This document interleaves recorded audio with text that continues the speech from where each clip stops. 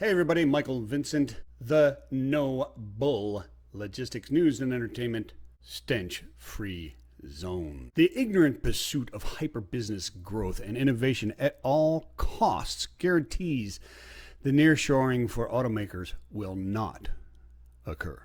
It's a great read in Financial Times today. Car makers quietly cut ties with China in supply chain shakeup. Peter Campbell, Ari Seguri, and Edward White are the authors. Excellent stuff. The headline says nothing about nearshoring. That would be because automakers aren't nearshoring. Also more slow than quiet, but I'll let that one slide. Why so slow? Tooling. You can't just retool a car that's in the middle of its life cycle, body style life cycle. 7 years typically. The costs would be disastrous. They're not going to do that. Putin is an asshole.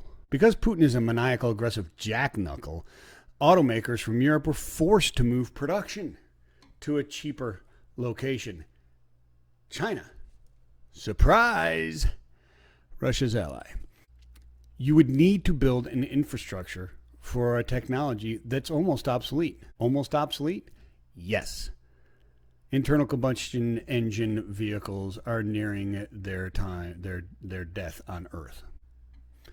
As EVs come into play, in the grand scheme of time frames, why would you build out an entire new infrastructure for something that's not going to be here for much longer? You've got to bring in this other technology, which is already happening. See it more and more in the commercials as more and more electric cars coming in there. We will build out the grid, etc., etc., and it will happen. But rebuilding an entire infrastructure just to move out of China and near shore, not going to happen. Too costly. And if you did it, you'd be sharing the capacity and prices would go through the roof to almost unaffordable levels. So where are car makers going, automakers going in the other than China shoring, not near shoring? Southeast Asia. East Asia. There's plenty of places in Southeast Asia, and there's plenty of countries that are already huge in auto. Malaysia, let's see, Thailand. Cheaper labor, much cheaper than North America. Mexico is not the cheapest that is out there. They're already building a lot of automobiles there, and this infrastructure is already changing, as we already discussed this. It's not going to near shore here. It's going to other shore.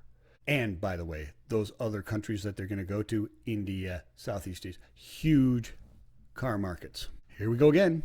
How did all this happen again? Well, ignoring the ramifications of a dangerous political world, and abandoning all ethics and sane strategic thinking, here's from the article. Over the past 20 years, China has risen from obscurity to become a global leader in the car industry, fueled by European and American car makers farming out parts for cheaper production costs and to tap into the world's largest potential car market. Growth, cost reduction, damn the consequences.